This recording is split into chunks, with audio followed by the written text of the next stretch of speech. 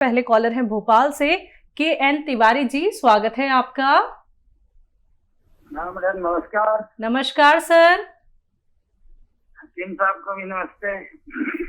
जय हिंद, स्वागत है तिवारी साहब। कल से मैंने इनको वो कलौंजी का सिरका देना चालू कर दिया कल शाम को 3 चम्मच, लेकिन ये गोंचिया खा रही है तो उसमें गैपिंग कितना करना है? क्या करना? गैप जी ठीक है ठीक है। अंतर कितना रखना है? और ये सर वाली एक्सरसाइज भी कर रही हैं। ठीक है। तो इससे इनकी जलन जो होती थी सर की वो खत्म हो गई। ये सर की एक्सरसाइज करती हैं। ठीक है 3 मिनट। और कोई तो सवाल नहीं? बाकी यही है, दूसरा ये लाजवंती ईसागोल्ड की भूसी है और ये गोंद चिरौंजा अभी लेती रहे ना। जी जी, बस एक खुराक ले पूरे 24 घंटे में इसकी गोंद चिलगोजा की। ये काफ़ी तेज़ होता है और उनकी जलन चली गई। बहुत मुबारक आपको। और ये एक्सरसाइज छोड़े नहीं, करते रहें 3 मिनट। और गोंद सिया और जो आपने लिया है वो गोंद सिया और जैतून के सिरके में अगर फ़र्क नहीं भी करेंगे तो एक साथ भी ले सकते हैं। खाने के बाद लेना बेहतर है। और अगर फासला करें तो आधा घंटे का कर लें और बहुत जल्द इनकी और दूसरी समस्याएं भी अच्छी होना मुमकिन है। कोटा राजस्थान से हैं जहूर जी, स्वागत है आपका। हकीम साहब सलाम वालेकुम। एक सवाल था हकीम साहब, जैसे अपन ये गर्दन की एक्सरसाइज करते हैं तो ये नॉर्मल आदमी भी कर सकता है या कोई बीमारी हो जब भी कर सकता है? दूसरा सवाल ये है कि जो मैंने कल आपसे पूछी थी ना कि एक लेडीज के पैर में दर्द है तो उसकी क्या है, बचपन से उसके पोलिया पैर में, तो वो गोंचिया काम करेगा नहीं करेगा? पोलिया है, मतलब गिर गई थी वो 3 साल पहले, जो उसके पैर में दर्द है, ये एड़ी भी फटती है उसकी, तो वो गोंचिया काम करेगा नहीं करेगा उसमें? ठीक है ठीक है जी जी जहूर साहब, अगर दर्द है तो उस पर काम करेगा। और अगर आप ये चाह रहे हैं कि उनका पोलियो ठीक हो जाए तो ये मुमकिन नहीं है, तो वो रिपेयर का काम है। तो दर्द के लिए ले रहे तो इंशाल्लाह फ़ायदा हो सकता है। और क्या बोला था इन्होंने? एक्सरसाइज। हाँ, एक्सरसाइज नॉर्मल लोगों के लिए भी बहुत मुफीद है। देखिए, जितने गर्दन की एक्सरसाइज में मैंने जितना फ़ायदा देखा, ये 3 मिनट जो मैं बताता हूँ। देखिए, मुझे भगवान ने बहुत ज़्यादा तजर्बा दिया है, तो लोग आके बताते हैं टीवी पर ये कर लो वो कर लो, लेकिन उन सब से लोग तकलीफ़ में आ जाते हैं। लेकिन ये एक्सरसाइज ऐसी है कि लोग बग़ैर दवा के भी गर्दन के दर्द से, सर के दर्द से, सर्वाइकल से निजात पा सकते हैं। हिमाचल से हैं प्रेमलाल जी, स्वागत है आपका। हाँ नमस्कार जी। नमस्कार सर। हाँ जी, ये हमारी दोती है 18 साल की जी। हाँ, तो उसके बाद सफेद हो रहे हैं। ठीक है। नज़ला वगैरह रहता है उनको? हाँ जी। नज़ला खांसी रहता है बच्ची को? हाँ जी। नज़ला नहीं है, बाल सफेद हो रहे हैं। ठीक है। अच्छा, देखिए, बच्ची को एक नुस्खा दें और वो इस तरह है कि सपिस्तान, उन्नाब और अलसी, 3 चीज़ें आप 100 ग्राम खरीदें और उसमें पीपले 30 ग्राम मिलाएं।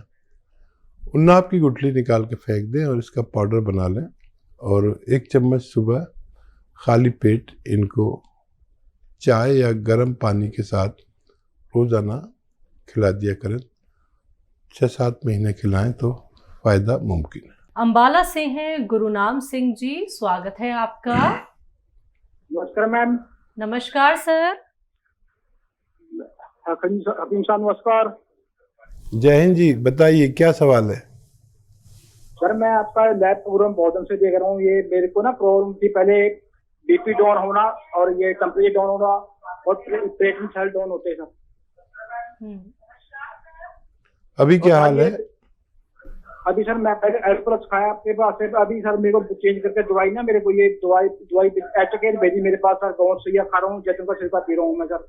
अभी सर कुछ महीने बाद फिर अपने आप का बीपी लो हो जाता है मेरा। हाँ देखिए, यूनानी दवा आपने शुरू कर दी है, 5-7 दिन के बाद फायदा शुरू होता है बेशतर, लेकिन 3-4 महीने लेनी पड़ती है। तो अभी आपने शुरू की है, इसे इस्तेमाल करें। कौन से आधा ग्राम खाएं, और ये सिरका जो आपके पास है 2 या 3 चम्मच सुबह शाम खाने के बाद पिया करें, आपको फायदा मुमकिन है। दिल्ली से है वीरेंद्र जी, स्वागत है आपका।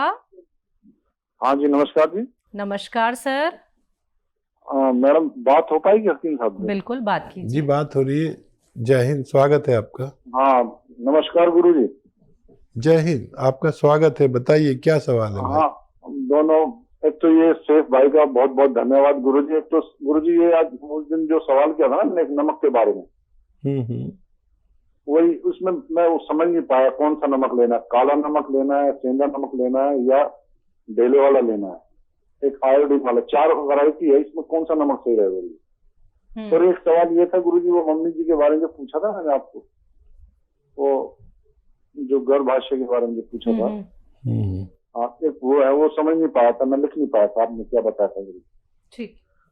अच्छा गुरु जी ये है कि जैसे छाछ है, जैसे आप बताते हो ना ये सिरका बनाना होता है, तो इसमें हम छाछ और तांबा मिला सकते हैं? जैसे और जिस चीज का भी हमें बनाना हो, जैसे पौधे पे डालते हैं तो उसमें छाछ और तांबा मिला देते हैं तो बहुत खट्टा हो जाता है, उसको स्प्रे करते हैं, फिर उससे सारे कीड़े वगैरह सब मर जाते हैं।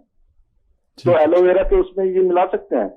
जैसे सिरका बनाना होता है, आप बताते हो बंद, उसको बाल्टी में रख देते हैं, क्या ये मिला सकते हैं? ये सवाल है गुरु जी। और एक ये है कि ये गुलाब जल और फिटकरी का आपने कल जो बताया था नुस्खा, टीवी पे शाम को जो बताया था, एक इसके बारे में पूछना है। ठीक है। अच्छा देखिए, तांबा नहीं मिला सकते सिरके में, तांबा नहीं मिला सकते, वो बहुत खतरनाक रिएक्शन करता है। और तांबा दरअसल जहरीला होता है। इसको बस किसी भी एसिड में, यानी ना नमक डाल सकते हैं इसमें, ना कुछ और ऐसा एसिड, तांबा उससे रिएक्ट करके जो लिक्विड बनाता है वो जहरीला होता है, तो तांबा तो बिल्कुल नहीं डाल सकते। और क्या पूछा है नमक के बारे में, मैंने आपको बताया। देखिए नमकियात तो बहुत होते हैं, लेकिन मैंने कभी ये नमक नहीं बताया। मैं हमेशा नमक जैतून की सिफारिश करता हूँ। नमक जैतून आप लिख लें, नमक जैतून असली लें। ये स्वाद में नमकीन नहीं होता, इसकी पहचान है, देखने में बिल्कुल नमक जैसा होता है। एक चुटकी दिन में 1 बार या 2 बार इसे इस्तेमाल कर सकते हैं। जी, माता जी को लेके सवाल था, गर्भाशय उनका बाहर आ गया था। हाँ, तो उनके लिए मैंने बताया था, मुझे याद है कि गौन चिलगोजा,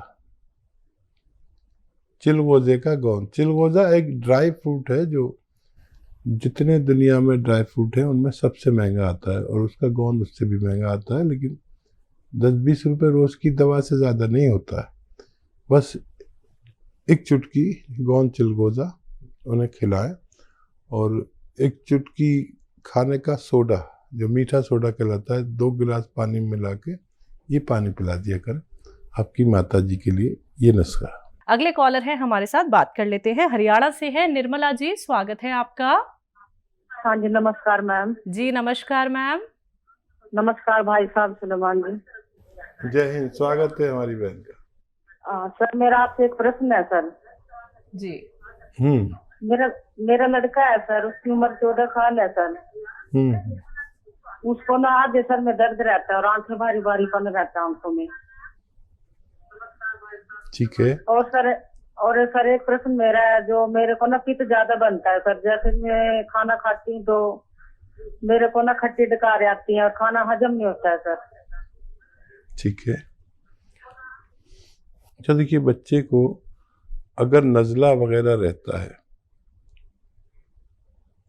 और नज़ला हुआ, खांसी हुई, बलगम हुआ, और उसने कोई दवा ले ली एंटी एलर्जिक, तो वो सब कुछ सुखा देती है, नसों में बलगम को सुखा देती है। तो अगर ऐसा होता है तो बलगम निकालने की दवाएं, कफ निकालने की दवाएं डॉक्टर से लें अपने, जिससे आप इलाज कराते हैं, तो वो निकलते ही आपका बच्चा तंदुरुस्त हो सकता है। और इनका सवाल, पित्त ज्यादा बनता है। पित्त ज़्यादा बनता है, एसिडिटी, कब्ज। तो देखिए बहुत अच्छा नुस्खा है, सौंफ, सौंठ, जीरा, अजवाइन, 6 चीज़ों का पाउडर बनाया है, इसको खाकर पानी पी लें बस दिन में एक बार। बहुत ही ज़्यादा रोग है तो 2 बार भी ले सकते हैं, वैसे एक ही बार में बहुत फ़ायदा शुरू हो जाता है। अब इस तरह इस्तेमाल करें, फ़ायदा उठाएं। मध्य प्रदेश से हैं दीपा जी, स्वागत है आपका। जी दीदी, राधा स्वामी। राधे राधे मैं मैम। दीपा बोल रही हूँ। हाँ जी जी, मैं दीपा बोल रही हूँ। जी मेरे 2 सवाल हैं दी, प्लीज आप अच्छे से लिख लीजिए। बिल्कुल। दी, वो मेरे ना एक जीजा जी के लिए सवाल हैं, क्योंकि मैं उनको किसी को नुस्खे बताती रहती हूँ तो बहुत ना फायदे करते हैं, तो वो बोल रहे थे मेरे लिए भी पूछना। तो उसकी ना एज है 51 और ना उनको 15 सालों से शुगर है, लेकिन अब ना उसको ना जैसे सुबह उठती है ना तो एकदम इतनी पीड़ा होती है, शरीर में बहुत कमजोरी महसूस होती है। और ना वजन है उसका 88 और उनको शुगर है। तो वो बोल रहे थे मेरे लिए पूछना कि जैसे सुबह उठता हूँ तो बहुत पीड़ा होती है शरीर में और कमजोरी भी बहुत लगती है जी और वजन भी बढ़ा हुआ है। ठीक। मैंने कहा ठीक है, मैं अपने सर से पूछ दूंगी आपके लिए, तो वो क्या करें। और दूसरा ना उस प्रेग्नेंट बहू के बारे में पूछूंगी, तो उसका ना अभी 8वां महीना चल रहा है, तो वो बोल रही थी जैसे नॉर्मल डिलीवरी हो और उसको ना सर्दी बहुत बनी रहती है, छींकें और सुबह शाम बहुत छींकती है और बहुत सर्दी बनी रहती है। और बोल रही थी दीदी मेरे लिए पूछना कि नॉर्मल डिलीवरी कैसे होगी, तो मैं उसको अपनाऊं। मैंने कहा ठीक है, मैं पूछ के बता रही हूँ अपने सर से। पहले भी बहुत उनको फायदे हुए हैं, तो वो बहुत दिन से बोल रहे मेरे को। जी बस इतना ही, राधा स्वामी सर। जी आप तो बहुत अच्छे हमारे व्यूवर्स में से हैं। आपकी बहू को भी मुझे मालूम है कि उनको रिसाव शुरू हो गया था, ब्लीडिंग शुरू हो गई थी, फिर आपने मुझसे नुस्खा पूछा था, डॉक्टर ने मना कर दिया था नहीं हो सकता, फिर मैंने नुस्खा बताया था, फिर वो बच्ची अच्छी हो गई थी। मेरी तरफ से प्यार करना उसको और कोशिश करें नॉर्मल डिलीवरी हो। अब जो 9वां महीना लगेगा तो इस बच्ची से सब वो काम कराइए जो नौकरों से कराते हैं आप, यानी झाड़ू पोंछा लगवाना।